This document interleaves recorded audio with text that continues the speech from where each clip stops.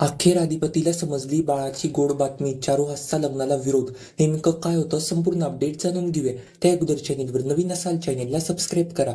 आता अक्षराच्या म्हणण्यानुसार भुवनेश्वरींनी पण अक्षराला लिखित लिहून दिलेलं राहतं, मी शाळा अजिबातच बंद करणार नाहीये. आता अक्षरा पण त्या घरी परत जाणार राहते. आता भुवनेश्वरीला असं वाटत राहतं आपण सुनबाईंचं म्हणणं मान्य केलंय, आता त्या परत घरी येईल. पण प्रेक्षकांना याच्यामध्ये एक मोठा ट्विस्ट येतो. आता अक्षरा डायरेक्ट घरी जाऊन अधिपतीला बाळाबद्दल सगळं सांगणार आहे. आता अक्षरा घरी जाऊन अधिपतीला असं सांगणार आहे, अधिपती तुमच्यासाठी एक गोड सरप्राईज आहे, तुम्ही बाबा होणार आहात.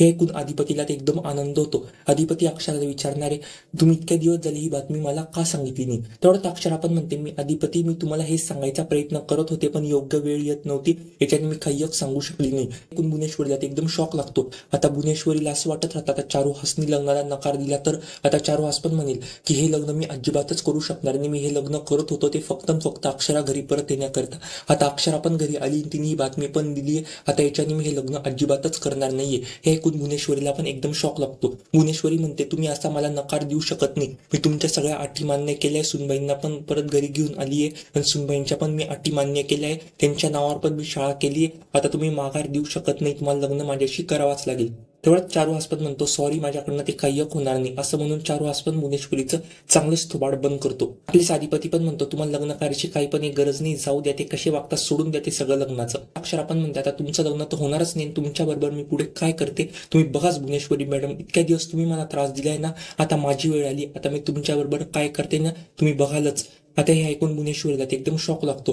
आता तेवढं दुर्गी पण म्हणते, आता ती सुनबाई घरी आली, ती आता कशी वागते पाहिजे ना, मी आता अधिपतीचं पण मन जिंकलंय, ती कशी वागते सगळी आता आपल्या बरोबर. तेवढ्यात भुवनेश्वरी पण बोलते, ह्यावेळी आम्ही हरलो, पण पुढच्या वेळी आम्ही असं काहीतरी करू ना, आम्ही त्या सुनबाईंना परत घराच्या बाहेर हाकलू.